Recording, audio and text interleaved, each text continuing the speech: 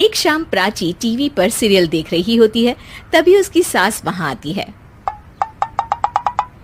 अरे सीरियल में तो ऐसे मग्न है जैसे आज रात का खाना पड़ोसी आकर बनाएंगे। मुझे पता ही नहीं था आपने अपने बेटे की शादी पड़ोस में भी की हुई है।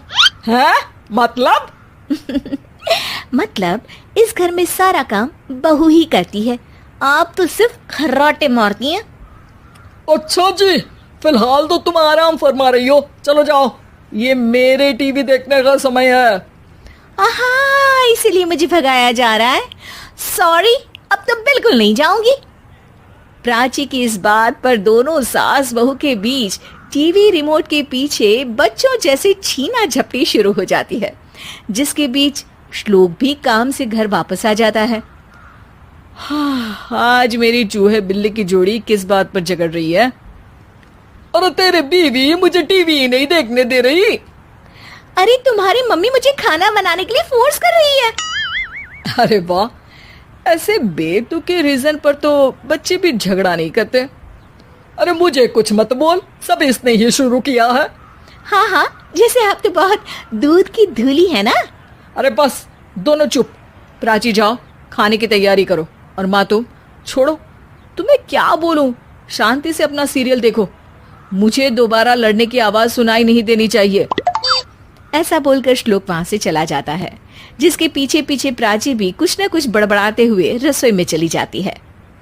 हाँ हाँ, सासू जी को तो कुछ बोलेंगे ही नहीं, बस मुझ पर ही हुक्म चलता है, खाना बनाओ, जैसे मैं इनके घर में खाना बनाने के लिए आई हूँ।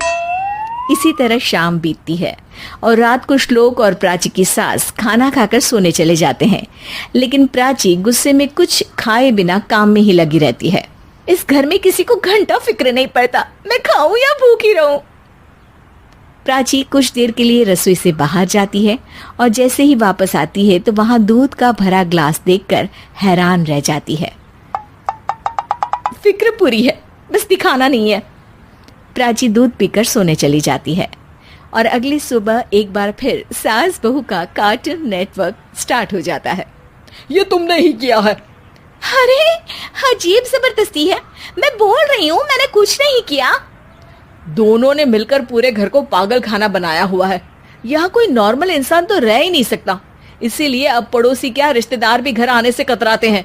और सुन बेटे, तू भी चंगा, तेरी माँ भी चंगी, तेरी बीवी भी चंगी, रिश्तेदार।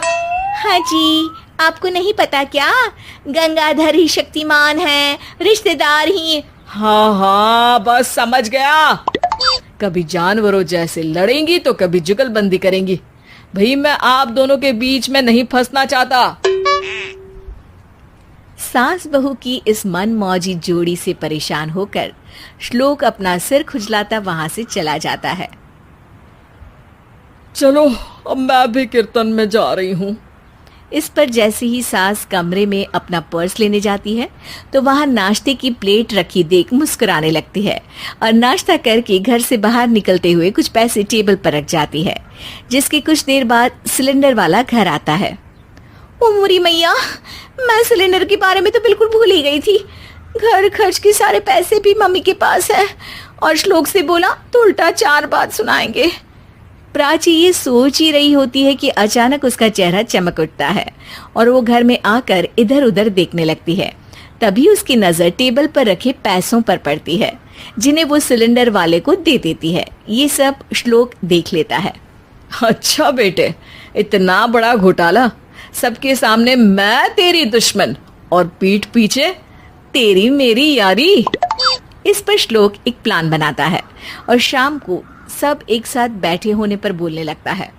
माँ, तुम दोनों की बहुत लड़ाई होती है, इसलिए मैं सोच रहा हूँ कि प्राची को उसके घर छोड़ाऊं, इससे वो भी खुश रहेगी और तुम भी। अचानक श्लोक की ये बात सुनकर सास बहू शौक से उसकी तरफ देखती हैं। अरे ऐसे कैसे घर छोड़ाओगे, मुझे कहीं नहीं जाना। अरे तुमने बोला नहीं पर मैंने सुन लिया, तुम्हें मम्मी के साथ रहना अच्छा नहीं लगता, मुझे पता है। अरे वो अरे, जब बहू खुद कुछ काम बोले तो वो तुझे सुनता नहीं, और अब जो इसने बोला ही नहीं वो तू समझ गया। जब उसे नहीं जाना तो फिर जबरदस्ती क्यों कर रहा है? अच्छा, फिर आपको मौसी के घर छोड़ाता हूँ, बस अब आप दोनों एक घर में एक छत के नीचे नहीं रह सकती। मैं इस टॉम एंड जेरी की जोड़ी को और नहीं झेल सकता। है? ऐसे कैसे नहीं रह सकते? तुम्हें इतनी दिक्कत है तो तुम्हारा बोरिया बिस्तर पैक कर देती हूँ, लेकिन मम्मी जी कहीं नहीं जाएंगी। बिल्कुल यही सुनना था मुझे।